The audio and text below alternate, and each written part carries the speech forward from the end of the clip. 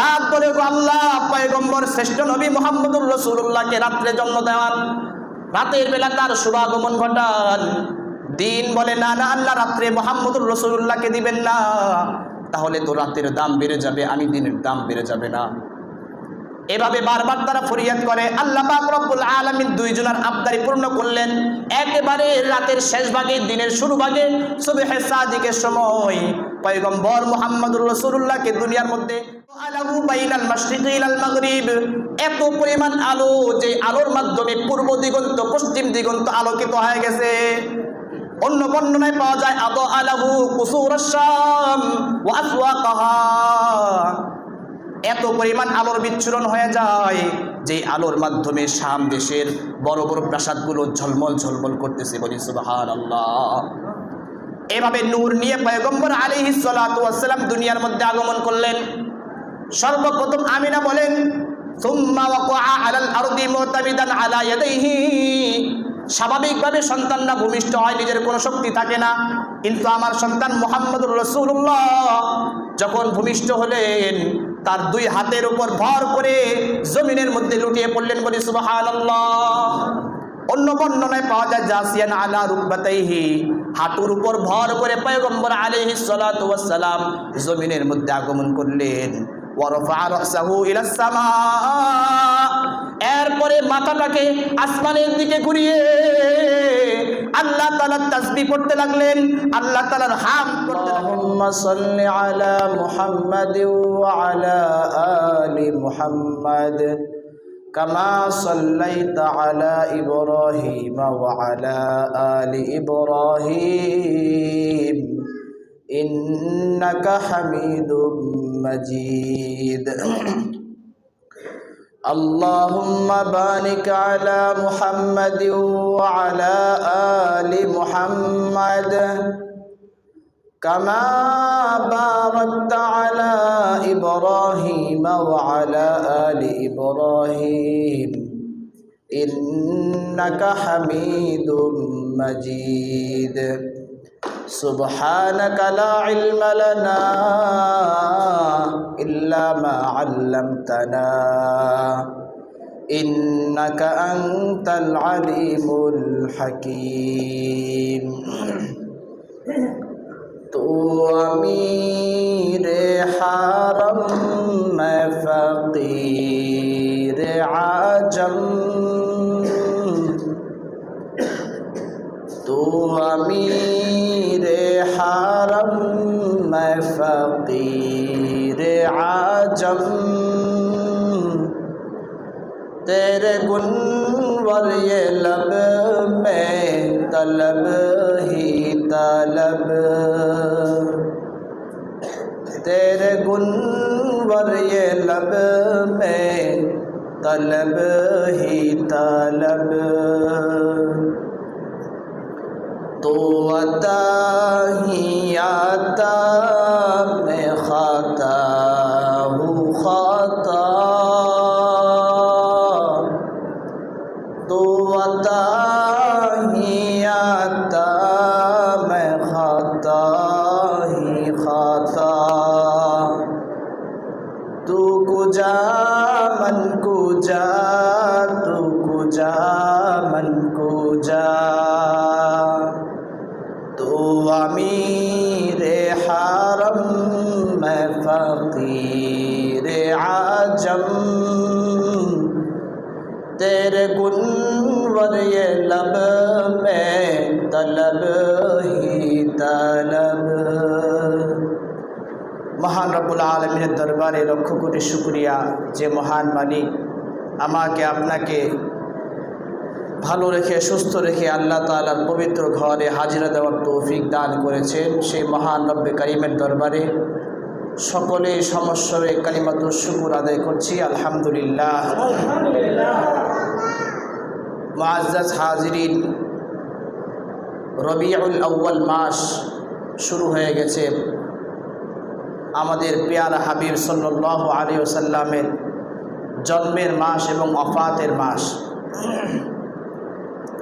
গত জুমায় আমরা জেনেছিলাম আইয়ামে জাহিলিয়াত সম্পর্কে এবং আধুনিক জাহিলিয়াত সম্পর্কে। আইয়ামে জাহেলিয়াতের ওই অন্ধকারচ্ছন্ন যুগে আল্লাহ তাআলা পয়গম্বর মুহাম্মদুর রাসূলুল্লাহ সাল্লাল্লাহু আলাইহি সাল্লামকে পাঠিয়েছেন। গোটা জগতের রহমত স্বরূপ আল্লাহ তাআলা তাকে পাঠিয়েছেন। আল্লাহ পাক রব্বুল আলামিনের রসুলের এই বংশধারাকে সকল প্রকার অশ্লীলতা থেকে বিরত রেখেছেন। রসুলের যে বংশ পরম্পরা ছিল, রসুলের বাবা আব্দুল্লাহ আরবের সবার নিকট গ্রহণযোগ্য এবং সবার নিকট স্নেহের পাত্র ছিলেন। রসুল সাল্লাল্লাহু আলাইহি সাল্লাম বলেন, আমি হচ্ছি দুই জাবিহের পুত্র। রসুলের এই বংশ সিলসিলায় দুইজনকে জবাইয়ের জন্য মানত করা হয়েছিল বা নির্দেশ দেওয়া হয়েছিল। এক ইসমাইল আলাইহিস সালাতু ওয়াস সালামকে, দুই রসুলের পিতা আব্দুল্লাহকে। রসুলের দাদা আব্দুল মুত্তালিব আল্লাহর কাছে মান্নত করেছে, যদি আমাকে 10টা পুত্র সন্তান দান করেন তাহলে 10 জনের মধ্যে আমার প্রিয় সন্তানকে আপনার রাস্তায় কুরবানি করব। তো আল্লাহ তাআলা 10 জন সন্তান দিয়ে দিলেন।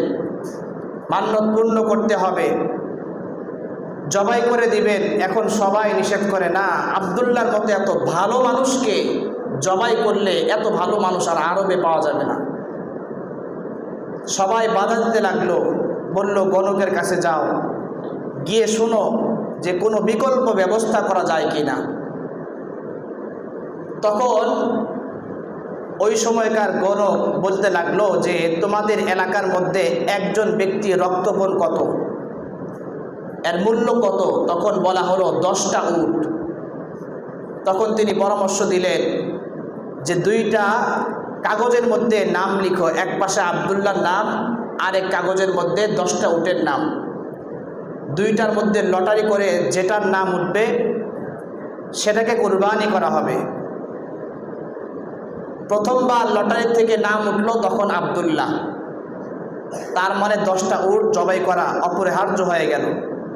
সবাই বলতেছে না, হবে না, আবার লটারি হবে। দ্বিতীয়বার আবার লটারি, আবার নাম উঠল আব্দুল্লাহ। তৃতীয়বার, চতুর্থবার, পঞ্চম, ষষ্ঠ, এভাবে 10 বার নাম উঠতে উঠতে পরিশেষে আব্দুল্লাহর নাম উঠে, বলি সুবহানাল্লাহ। এরকম লটারি করতে করতে 100টা উট চলে গিয়েছে। অতঃপর আব্দুল মুত্তালিব তার এই সন্তানের বিনিময়ে 100টা উট জবাই করে পুরা আরববাসীর মধ্যে বন্টন করে খাওয়া দাওয়ার ব্যবস্থা করে, বলি সুবহানাল্লাহ। সেই আব্দুল্লাহর ছেলে হচ্ছে মুহাম্মদুর রাসূলুল্লাহ সাল্লাল্লাহু আলাইহি সাল্লাম। আব্দুল্লাহ মুহাম্মদুর রাসূলুল্লাহ সাল্লাল্লাহু আলাইহি ওয়াসাল্লামের বাবা। আরবের সমস্ত রমণী নারীরা আব্দুল্লাহকে পাওয়ার জন্য বারবার আব্দুল্লাহর কাছে ধর্ণা দিত, ও আব্দুল্লাহ, তোমার কপালের মধ্যে আলাদা একটা রোশনি দেখা যায়, আলাদা একটা নূর চমকানো দেখা যায়, তোমার সাথে আমরা বিবাহ বসতে চাই। আব্দুল্লাহ বলে, না, আমার নিজের পক্ষে ডিসিশন নেওয়া সম্ভব নয়, আমার পরিবার থেকে যে ডিসিশন নেওয়া হবে সেটাই আমি মানতে বাধ্য। কিছুদিন যাওয়ার পর আব্দুল্লাহর সাথে বিবাহ হয়ে গেল আমেনা। বিবি আমেনার সাথে বিবাহ যাপনের পর 3 দিন পর আবার যখন রাস্তা দিয়ে আব্দুল্লাহ বাড়িতে ফিরে আসবে, এলাকার মহিলারা আব্দুল্লাহকে ডাক দিয়ে বলে, আব্দুল্লাহ, তোমার চেহারার মধ্যে, কপালের মধ্যে যেই নূর দেখেছিলাম, যেই নূরে পাগল পারা হয়ে তোমার প্রতি আমরা আকৃষ্ট হয়েছিলাম, আজকে তোমার কপালের মধ্যে নূর দেখা যায় না, কাহিনী কি একটু বলো। আব্দুল্লাহ ডাক দিয়ে বলে, আমার জন্য তোমরা সবাই পাগল পারা, কিন্তু আমার পরিবার থেকে আমার বিবাহের বন্দোবস্ত করে দেওয়া হয়েছে। আমেনা বিনতে ওয়াহাবকে আমি বিবাহ করেছি 3 দিন আগে। তখন ওই নারী ডাক দিয়ে বলে, আমি তোমার প্রতি আশিক ছিলাম না, বরং আমি তাওরাত, জাবুর, ইনজিলের মধ্যে অনেক ঘটনা পড়েছি, শেষ নবী মুহাম্মদুর রাসূলুল্লাহ আসবেন, তার কিছু আলামত চিহ্ন তোমার চেহারার মধ্যে আমরা পেয়েছিলাম। আজকে যখন তোমার বিবাহ হয়ে গেছে, তোমার চেহারার মধ্যে সেই নূর নাই, সেই নূরের অধিকারী অন্য আরেকজন হয়ে গেছে। আজকে আমরা সেই নূরের অধিকারী হইতে পারলাম না। বাবা আব্দুল্লাহ এবং বিবি আমেনা 2 জনের মধ্যে বিবাহ সম্পন্ন হয়ে গেল। কিছুদিনের ভিতরে আল্লাহ তাআলা গর্ভের মধ্যে সন্তান দিলেন। আব্দুল্লাহ চলে গেলেন ব্যবসায়ী কাজের মধ্যে। ব্যবসার কাফেলার কাজ শেষ করে বাড়ির মধ্যে আসার পথেই সেখানে ইন্তেকাল হয়ে যায়। আমার আপনার নবী মুহাম্মদুর রাসূলুল্লাহকে ইতিম বানিয়ে আব্দুল্লাহ চিরবিদায় নিয়ে আল্লাহর দরবারে চলে যায়। বিবি আমিনার গর্ভের মধ্যে মুহাম্মদুর রাসূলুল্লাহ সাল্লাল্লাহু আলাইহি ওয়াসাল্লাম। আল্লাহ তাআলা বলেন ফাআম্মাল ইয়াতীমা ফালা তাকহার। ওগো আল্লাহর পয়গম্বর, আমি আপনাকে ইতিম হিসেবে পেয়েছি। আলাম ইয়াজিদকা ইয়াতীমান ফাআওয়া। আমি আপনাকে কি ইতিম হিসেবে পাই নাই? আমি আপনাকে ইতিম হিসেবে লালন পালন করে আশ্রয় দিয়েছি। সুতরাং ইতিমদের সাথে তুমি গালমন্দ করো না, তাদের সাথে দুর্ব্যবহার করো না। রসুলকে মায়ের গর্ভ থাকা অবস্থায় তার পিতাকে আল্লাহ তাআলা উঠিয়ে নিলেন, এতিম বানায় দিলেন। কিন্তু পয়গম্বরের বরকত তখন থেকেই শুরু হয়ে গেছে। পয়গম্বরের মা আমিনা বলেন লাকাদ আলিতু বিহি তানি রাসূলুল্লাহ সাল্লাল্লাহু আলাইহি ওয়াসাল্লাম। আমি আমার সন্তান মুহাম্মদকে গর্ভে ধারণ করেছি। ফামা ওয়াজাদতু লাহু মাশাক্কাতান হাত্তা ওয়াদাতু। একজন নারী যখন গর্ভের মধ্যে সন্তান ধারণ করে, গর্ভের মধ্যে সন্তান ধারণ করলে অনেক আলামত দেখা যায়। কিছুদিন যেতে না যেতেই বমির ভাব শুরু হয়ে যায়, মাথা ঝিমঝিম করে, ব্যথা করে। কিন্তু আল্লাহর বড় ফজল ও করম, আমি মুহাম্মদকে গর্ভ ধারণ করার কারণে গর্ভবতী নারীর যে কষ্ট অনুভব হয়, বমি বমি ভাব আসে, আমি আমিনার কোনো কিছু আয়ানি বলি সুবহানাল্লাহ। অন্যান্য গর্ভবতী নারীর পেট অনেকটা উঁচু হয়ে যায়, ফুলে যায়, কিন্তু আমার সন্তান গর্ভে আসার পরে আমার পেট কখনো কোনো সময় ফুলে নাই, বলি সুবহানাল্লাহ। স্বাভাবিকভাবে আমি ছিলাম, আমাকে দেখলে কেউ মনেই করবে না আমি গর্ভবতী। এরকমভাবে আল্লাহ তাআলা আমাকে হেফাজত করেছেন, কোনো প্রকার কষ্ট নাই। আমি যখন পানি আনার জন্য কূপের পাড়ে যাইতাম, কলস কাকে নিয়ে আমি কূপের পাড়ে যাইতাম, কূপের তলদেশে যদি পানি থাকতো, আমি যাওয়ার সঙ্গে সঙ্গে তলের পানিগুলো উপরে উতলায় উতলায় উঠতে থাকতো, বলি সুবহানাল্লাহ। আরবের মহিলারা ডাক দিয়ে বলে আমিনা, আমরা ঘন্টার পর ঘন্টা চেষ্টা করে বালতি দিয়ে পানি তুলতে অক্ষম হয়ে যাই, তুমি আসার সঙ্গে সঙ্গে নিচের পানিগুলো উপরে চলে আসে। তুমি আগে এই কূপকে ছাড়বা না, বরং আমরা সবাই মিলে পানি নেওয়া শেষ করি, তারপরে তুমি পানি নিবা। এভাবে মুহাম্মদুর রাসূলুল্লাহ সাল্লাল্লাহু আলাইহি ওয়াসাল্লামের বরকত শুরু হয়ে যায়। এজন্য আল্লাহ তাআলা বলেন ওয়ামা আরসালনাকা ইল্লা রাহমাতাল লিল আলামিন। আমি আপনাকে প্রেরণ করেছি গোটা জগতের জন্য রহমত স্বরূপ, বলি সুবহানাল্লাহ। এভাবে বারবার পয়গম্বর আলাইহিস সালামের বরকত মা আমিনা ভোগ করতে লাগলেন। এরপরে পয়গম্বরের মা আমিনা বলেন হাত্তা ওয়াদাতু, আমি আমার সন্তানকে প্রসব করলাম, কোনো যন্ত্রণা নাই, কোনো ব্যথা নাই। গর্ভবতী নারীর যদি প্রসব বেদনা না উঠে, মেয়াদ যদি শেষ হয়ে যায়, ওষুধ খাওয়ানো হয়, ইনজেকশন দেওয়া হয়, তারপরেও যদি ব্যথা উঠে তাহলে সন্তানের জন্য ভালো। কিন্তু আমিনা বলেন আমি সন্তান প্রসব করলাম, আমার গর্ভের মধ্যে কোনো সময় ব্যথা হয় নাই, প্রসব বেদনা উঠে নাই। যখন আমার গর্ভ সন্নিকট হয়ে গেল, আল্লাহ তাআলা রাতের বেলা আমার কাছে পাঠিয়ে দিলেন কয়েকজন মহিলাকে। ফিরআউনের স্ত্রী আসিয়া রাদিয়াল্লাহু তাআলা আনহা রাতের বেলা দেখি আমার ঘরের মধ্যে হাজির, ফেরেশতার কাঁধের উপর ভর করে, ডানার উপর ভর করে আম্মা জান হাওয়া আলাইহাস সালাম তিনিও আমার ঘরের মধ্যে হাজির, মারইয়াম আলাইহাস সালাম তিনিও আমার ঘরের মধ্যে হাজির। এসে বলে আমরা দায়েমার জন্য এসেছি, তোমার গর্ভের সন্তান মুহাম্মদুর রাসূলুল্লাহ আজকে দুনিয়ার মধ্যে আগমন করবে, আমরা তাকে ইস্তেকবাল জানার জন্য এসেছি, বলি সুবহানাল্লাহ। এদিকে আকাশের মধ্যে আনন্দ উৎফুল্ল শুরু হয়ে গেছে, জমিনের মধ্যে আনন্দ উৎফুল্ল শুরু হয়ে গেছে। রাত বলে গো আল্লাহ পয়গম্বর শ্রেষ্ঠ নবী মুহাম্মদুর রাসূলুল্লাহকে রাত্রে জন্ম দেওয়ান, রাতের বেলা তার শুভাগমন ঘটান। দিন বলে না না, আল্লাহ রাত্রে মুহাম্মদুর রাসূলুল্লাহকে দিবেন না, তাহলে তো রাতের দাম বেড়ে যাবে, আমি দিনের দাম বেড়ে যাবে না। এভাবে বারবার তারা ফরিয়াদ করে। আল্লাহ পাক রব্বুল আলামিন দুইজনের আবদারি পূর্ণ করলেন। একেবারে রাতের শেষ ভাগে, দিনের শুরু ভাগে, সুবহে সাদিকের সময় পয়গম্বর মুহাম্মদুর রাসূলুল্লাহকে দুনিয়ার মধ্যে আগমন করেন। বলি সুবহানাল্লাহ। পয়গম্বর আলাইহিস সালাতু ওয়াস সালাম যখন দুনিয়ার মধ্যে আগমন করেন, আমিনা বলেন ফালাম্মা ফাসলা মিন্নি খরজা মাআহু নূর। আমার সন্তান মুহাম্মদ যখন আমার গর্ভ থেকে খালাস হয়ে যায়, আমি তাকায় দেখি আমার গর্ভ থেকে বিরাট আকারের একটা নূর, একটা আলোর বিচ্ছুরণ শুরু হয়ে গেছে। বলি সুবহানাল্লাহ। আদো আলাহু বাইনাল মাশরিকি ইলাল মাগরিব, এত পরিমাণ আলো যে আলোর মাধ্যমে পূর্ব দিগন্ত পশ্চিম দিগন্ত আলোকিত হয়ে গেছে। অন্য বর্ণনায় পাওয়া যায় আদো আলাহু কুসুরাশ শাম ওয়া আসওয়াকাহা, এত পরিমাণ আলোর বিচ্ছুরণ হয়ে যায় যে আলোর মাধ্যমে শাম দেশের বড় বড় প্রাসাদগুলো ঝলমল ঝলমল করতেছে। বলি সুবহানাল্লাহ। এভাবে নূর নিয়ে পয়গম্বর আলাইহিস সালাতু ওয়াস সালাম দুনিয়ার মধ্যে আগমন করলেন। সর্বপ্রথম আমিনা বলেন সুম্মা ওয়াকাআ আলাল আরদি মুতামিদান আলা ইয়াদাইহি, স্বাভাবিকভাবে সন্তানরা ভূমিষ্ঠ হয়, নিজের কোনো শক্তি থাকে না, কিন্তু আমার সন্তান মুহাম্মদুর রাসূলুল্লাহ যখন ভূমিষ্ঠ হলেন, তার দুই হাতের উপর ভর করে জমিনের মধ্যে লুটিয়ে পড়লেন। বলি সুবহানাল্লাহ। অন্য বর্ণনায় পাওয়া যায় জাসিয়ান আলা রুকবাতাইহি, হাঁটুর উপর ভর করে পয়গম্বর আলাইহিস সালাতু ওয়াস সালাম জমিনের মধ্যে আগমন করলেন। ওয়া রাফা রাসাহু ইলাস সামা,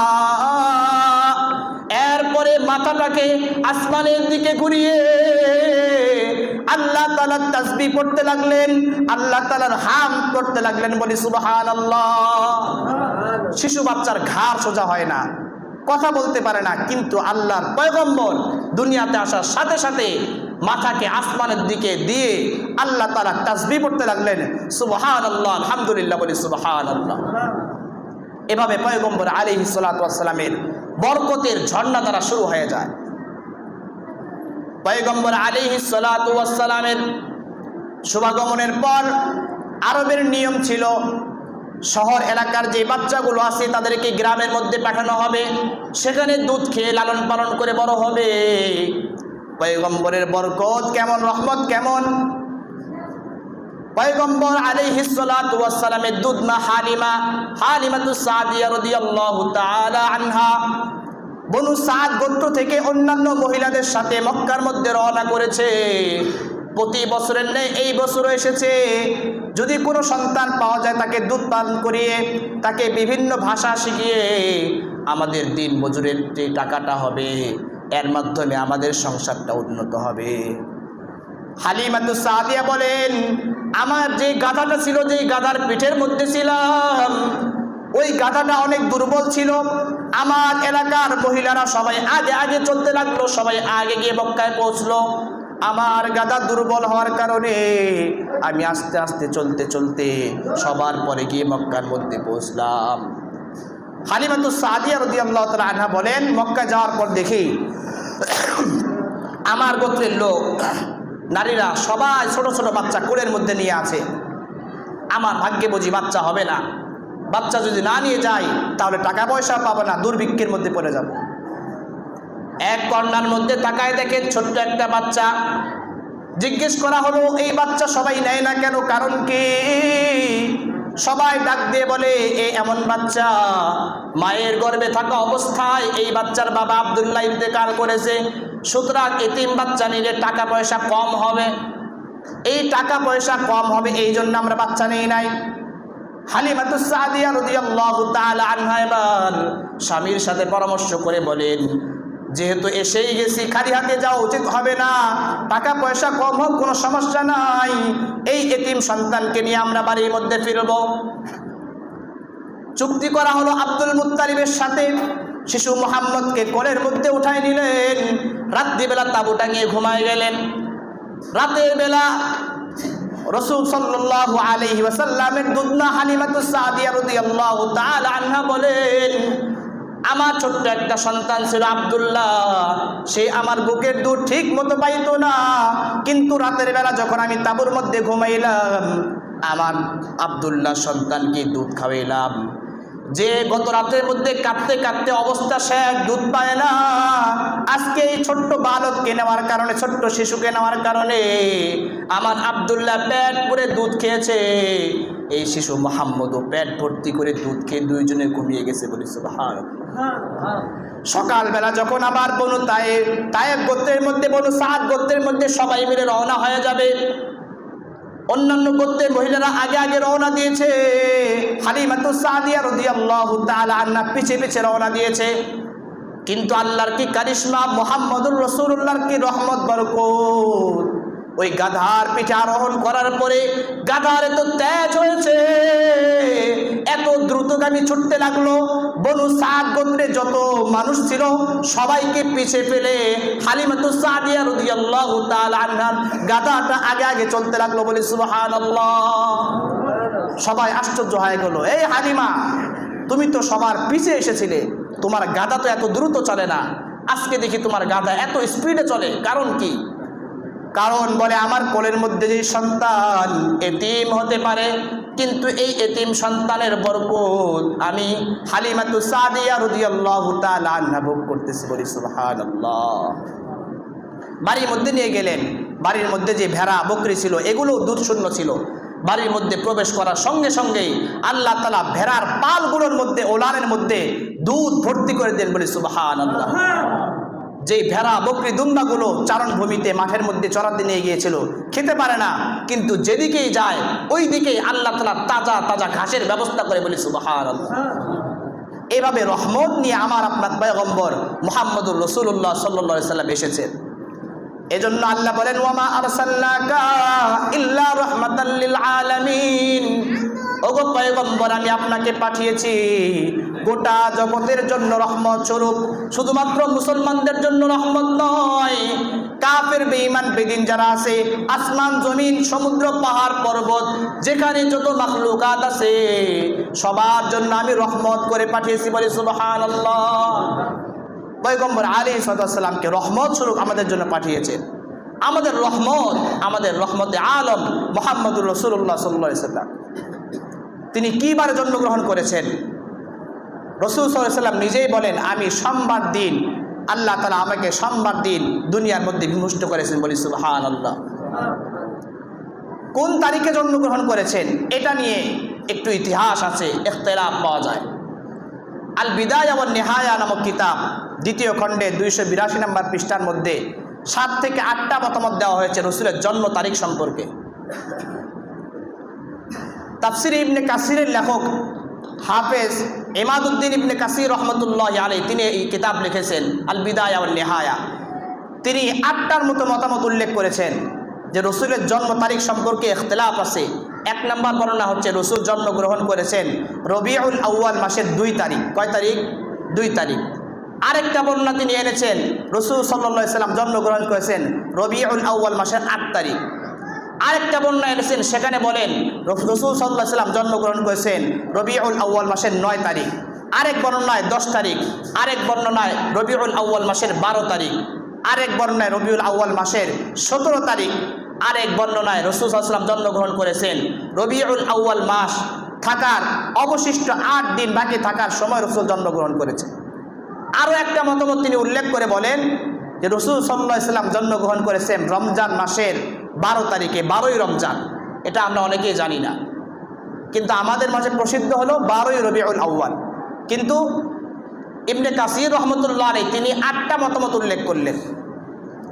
8টা মতামত উল্লেখ করে সবগুলোকেই তিনি বলেন নাই যেগুলো সহিহ, বরং আস্তে আস্তে সবগুলো বাদ দিয়ে 3টার আলোচনা বিশেষভাবে করলেন। 1 নাম্বার রবিউল আউয়ালের 2 তারিখ, 2 নাম্বার রবিউল আউয়ালের 8 তারিখ, 3 নাম্বার রবিউল আউয়ালের 12 তারিখ। এই 3টা নিয়ে একটু একাডেমিক আলোচনা, শাস্ত্রীয় আলোচনা তিনি করেছেন। রবিউল আউয়াল মাসের 2 তারিখ যারা বলেন তাদেরও দলিল আছে, 8 তারিখ যারা বলেন তাদেরও দলিল আছে, 12 তারিখ যারা বলেন তাদেরও দলিল আছে। কিন্তু দলিলের দিক থেকে মজবুত কোনটা এটা আমরা অল্প সময় জানবো ইনশাআল্লাহ।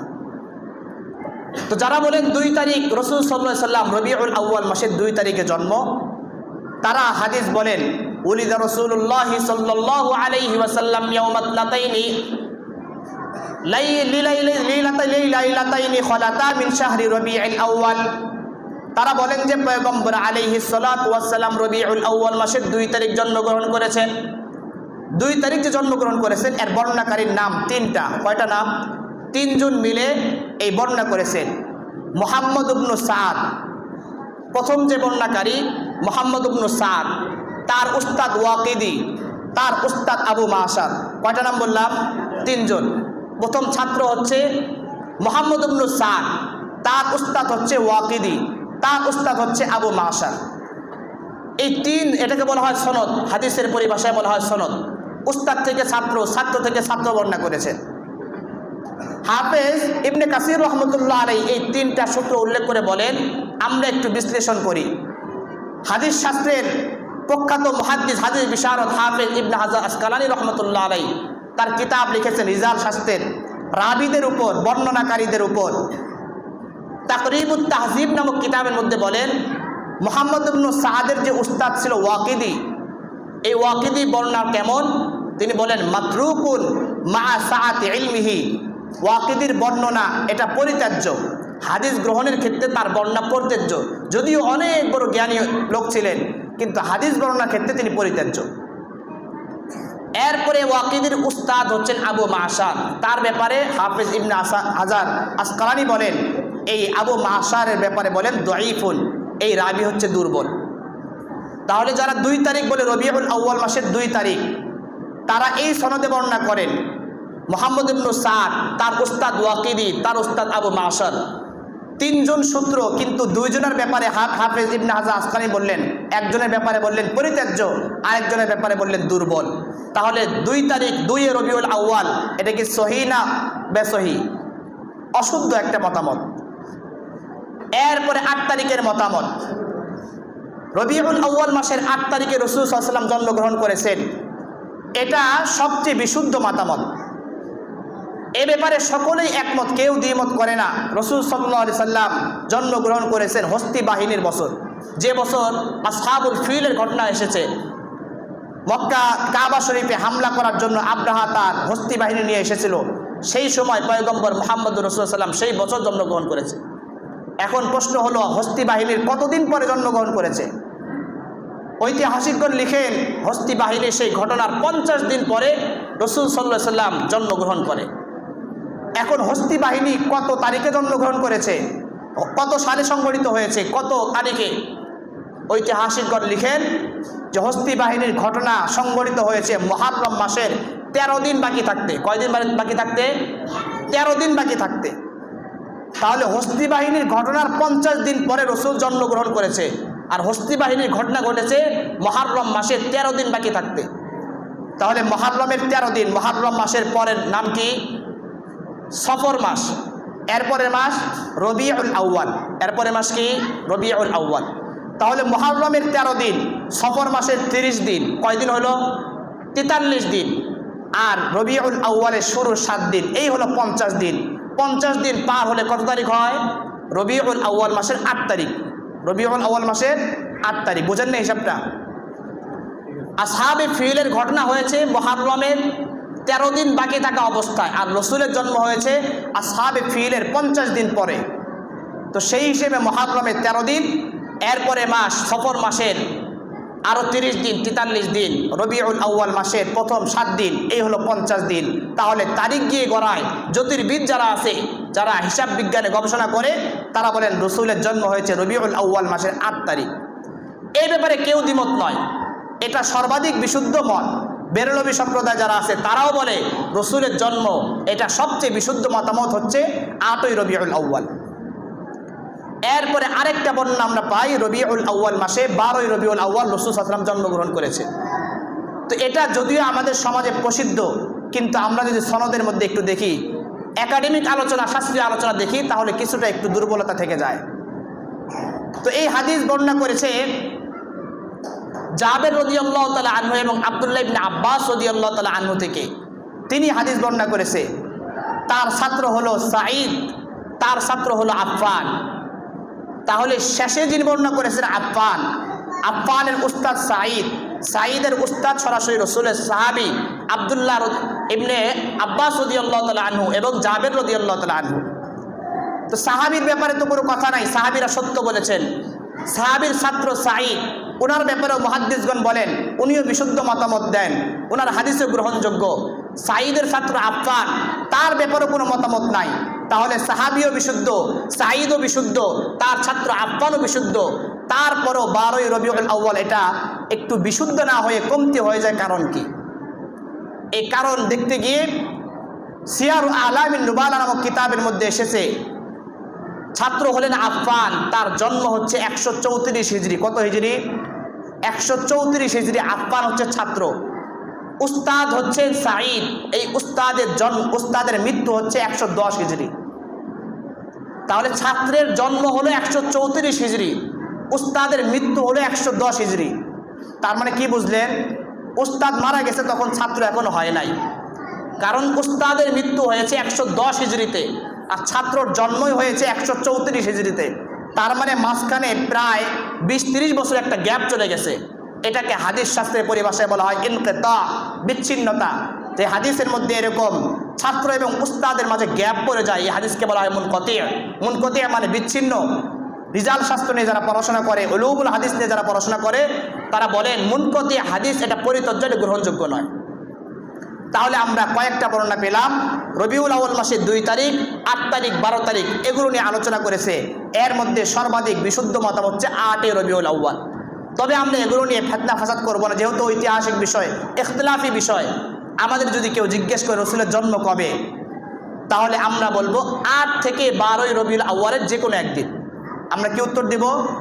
8 থেকে 12ই রবিউল আউয়ালের মধ্যে যে কোনো একদিন।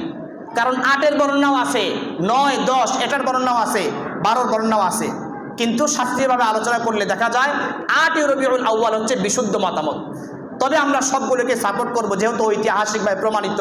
কিছুটা দুর্বলতার সঙ্গে হলো আমরা বলবো 8 রবিউল আউয়াল থেকে 12ই রবিউল আউয়াল পর্যন্ত, এর মাঝামাঝি যে সময়, এর মধ্যে যে কোনো একদিন রাসূল সাল্লাল্লাহু আলাইহি ওয়াসাল্লাম জন্মগ্রহণ করেছে। তাহলে আর কোনো ইশকাল থাকবে না। শুধুমাত্র 12ই রবিউল আউয়ালকে কেন্দ্র করে আমরা কোনো উদযাপন করলে এটা একেবারে সহি হবে না। একদিকে রসুলের জন্ম যদি আমরা 12ই রবিউল আউয়াল ধরি, এ ব্যাপারে সকলেই একমত 12ই রবিউল আউয়াল রাসূল সাল্লাল্লাহু আলাইহি ওয়াসাল্লামের ওফাত হয়েছে, ইন্তেকাল হয়েছে। তাহলে একই ব্যক্তি জন্ম নিয়ে ইখতিলাফ আছে। যদিও ধরে নিলাম 12ই রবিউল আউয়াল জন্ম, মৃত্যু 12ই রবিউল আউয়াল, তাহলে একজন ব্যক্তির জন্ম মৃত্যু একসাথে একই দিনে হলে তাহলে আমাদের কোনটা করা উচিত? আর রাসূল সাল্লাল্লাহু আলাইহি ওয়াসাল্লাম বলেছেন আমার জন্ম সোমবার দিন, আর এই সোমবার দিন আমি নিজে রোজা রাখি, বলি সুবহানাল্লাহ। তাহলে আমরা যদি রসুলের উম্মত দাবি করি, রহমতে আলম মুহাম্মদুর রাসূল সাল্লাল্লাহু আলাইহি ওয়াসাল্লামের উম্মত দাবি করি, রসুল সোমবার দিন রোজা রাখতেন, জন্মবারে রোজা রাখতেন, আমরাও যদি রসুলের আশেক দাবি করি, রসুলের মহাব্বত গুজার হই, তাহলে রসুলের অনুসরণ করা আমাদের অপরিহার্য।